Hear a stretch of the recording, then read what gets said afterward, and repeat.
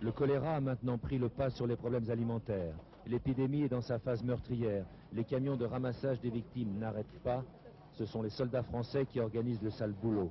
Une épreuve pourtant indispensable si l'on veut éviter d'aggraver encore la contamination.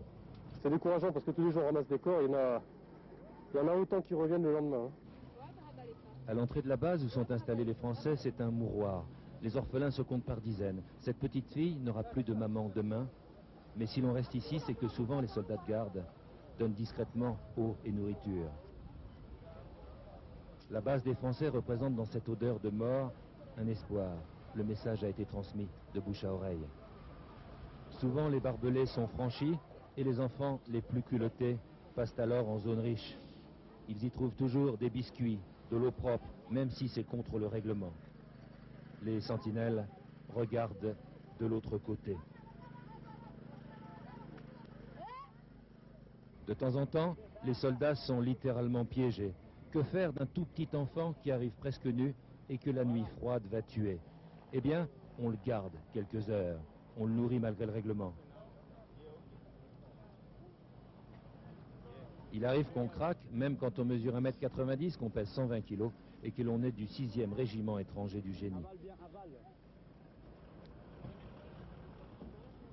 Ces enfants-là seront sans doute préservés.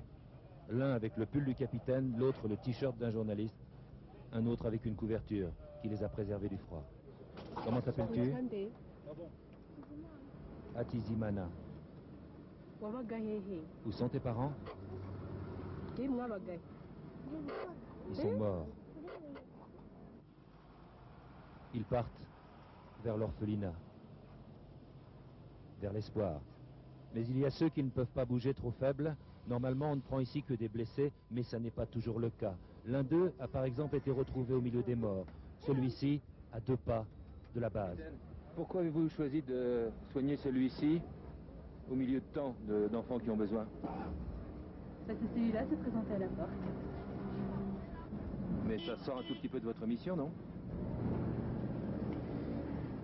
C'était... non. Ces efforts paraissent bien vains, mais c'est sûrement comme cela qu'au bout du compte, la vie va, la vie doit l'emporter.